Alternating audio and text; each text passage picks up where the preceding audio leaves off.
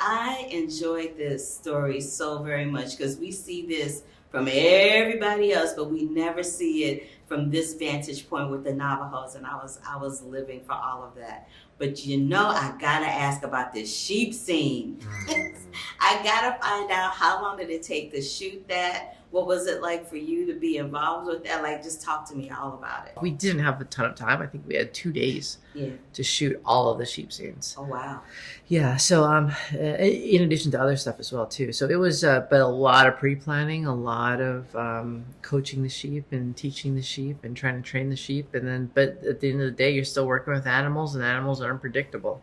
What was the most unpredictable moment that you had that made you all kind of just laugh out loud? I would say the sheep running towards camera.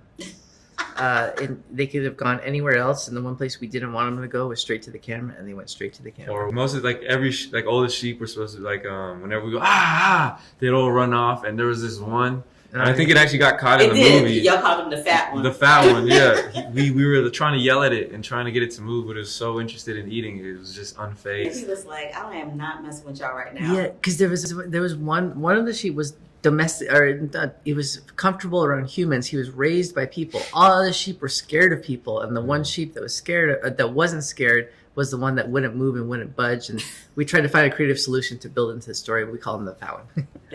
That is hilarious. I want to talk to you, though, about representing the WNBA, because they're having a moment right now. It's a vibe for the WNBA right now. How did it feel for you to be able to embrace and represent that in this film? It was an honor. It really was, because I'm hyped by the WNBA too, and it was amazing to be in that world for a hot second. And, a lot of, when I was approaching this character, playing a coach as well, because I'm looking at the coaches in the WNBA too, and I see their strength, and it's amazing. And it's still predominantly like a male sport as we see it as. And bottom line is, I wanted to take kind of like the Phil Jackson approach, but as a female coach doing that, with the triangle, and how his teachings was the Navajo philosophy. And I was like, we're doing a Navajo film, so I would love to incorporate that. And it's just the influences for the film have been remarkable, because I was able to use what's happening in real time and, historically, to inject into this film role. Right? Exactly, because there's that moment where you're on the bus and they're saying, why do we send a woman in to do a man's job? And I'm like, really? That's what we're going to do right now? Yeah. I was really upset about that. Just so you know, I was really not having that. But I'm like, okay, I know it's part of the story. Calm down. It's not real.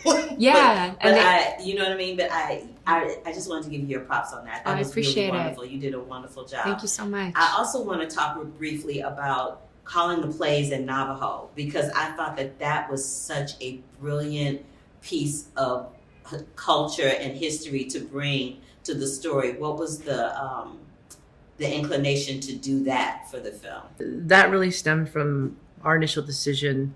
When we first began writing the script, we were very adamant. We did not want to have a white savior character coming in to save these kids, right? And in the form of the coach, right? It's always the white coach comes into the reservation and is going to save the kids. Day. Yeah. Mm-hmm. So we knew very early on this coach had to be from the community. They had to know what these characters are going through, what they're experiencing. And so when they faced adversity, those solutions, as a positive consequence of this decision, those solutions had to come from within the community and from within the culture. And so as we sort of kept tugging on these story threads, these different solutions started presenting themselves. She's not going to take him to the big city, to an art gallery to teach him something. No, she's taking him to sheep camp, which is going to plant the seed with Jimmy to say, ask the question, what if we called the plays in Navajo? And she's going to recognize that and say, show me what that means. She knows what that could mean, but she knows him as a coach. He has to decide that. So all these, as we sort of kept pulling on these threads and with the goal of sort of telling the story from the inside out, it had all these unintended positive consequences. And that's really where it came from. I love that. Thank you all so much for your time today and for sharing. I'm going to try to get this right. So to say thank you in Navajo, I think it's Aya. Yeah. Yeah. Yeah. Oh. Okay. But I wanted to at least attempt and try to let you know genuinely how moved and touched I am that you gave me your time today. Thank you.